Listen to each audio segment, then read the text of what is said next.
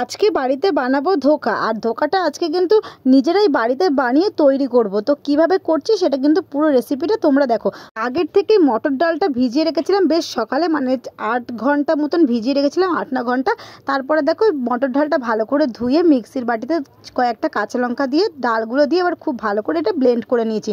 আর দেখো খুব সুন্দরভাবে কিন্তু একদম মিক্সড হয়ে গেছে জিনিসটা। এবার একটা বাটিতে ঢেলে এইটার মধ্যে এবার সব কিছু মেশাবো। এর মধ্যে দিয়ে দিয়েছি নুন, হলুদ, চিনি, সব কিছু দিয়ে খুব ভালো করে এটা কিন্তু মিশিয়ে নিয়েছি, মানে অনেকক্ষণ ধরে এটা ফাটিয়ে নিয়েছি। যেহেতু ধোকাটা তৈরি করা হবে, আর ধোকাটা কিন্তু আমরা চাইলে দোকান থেকে কিনেই আনতে পারতাম, কিন্তু ভাবলাম যে বাড়িতে একটু বানাই।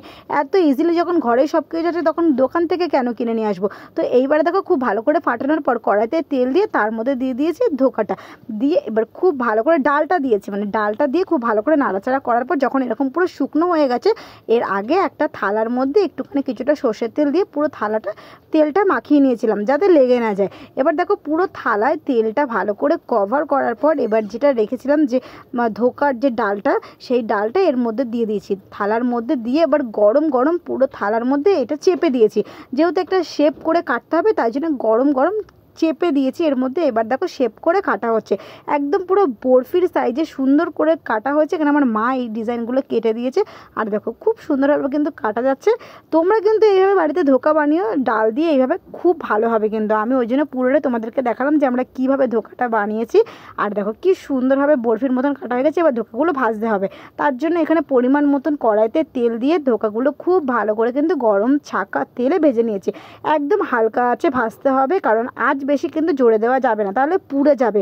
তো গ্যাসের ফ্লেমটা কিন্তু একদম লো ফ্লেমে রেখে ভালো করে ধোকাগুলো ভেজে নিয়েছি। ধোকার জন্য যা যা মশলা রেডি করে রেখেছিলাম সেই মশলাগুলো তোমাদেরকে একটু দেখিয়ে দিচ্ছি।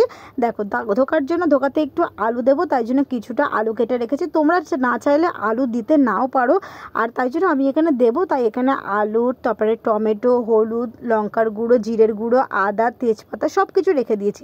এইবারে আমি তেলের ফোড়নে দিয়েছি তেজপাতা আর সাদা জিরে, এইটা ফোড়ন দিয়ে তার মধ্যে দিয়েছি কেটে রাখা আলুগুলো দিয়ে কিছুক্ষণ একটু নাড়াচাড়া করে নিয়েছি, মানে লাল লাল করে আলুটা ভেজে নিয়েছি। আলু ভাজার উপরে একটুখানি আমরা হালকা নুন আর হলুদ দিয়েছি, দিয়ে ভালো করে ভেজে তুলে নিয়েছি। এবার ওই তেলে সব মশলাগুলো দিয়ে দিয়েছি। প্রথমে দিয়েছি টমেটো, আদা, তারপরে জিরের গুঁড়ো আর হলুদ, লঙ্কার গুঁড়ো, সব কিছু মশলা দিয়ে খুব ভালো করে কিন্তু মশলাটা কষিয়েছি। মশলাটা কষানোর পর তাতে দিয়ে দিয়েছি পরিমাণ মতো নুন আর স্বাদ মতন চিনিটা একটু দিলে কিন্তু সব কিছুর কালার খুব সুন্দর আসে। দিয়ে ভালো করে জিনিসটা একদম কষিয়ে নিয়েছি। কিছুক্ষণ কষানোর পর এবার ভেজে রাখা আলুগুলো তার মধ্যে দিয়ে দিয়েছি।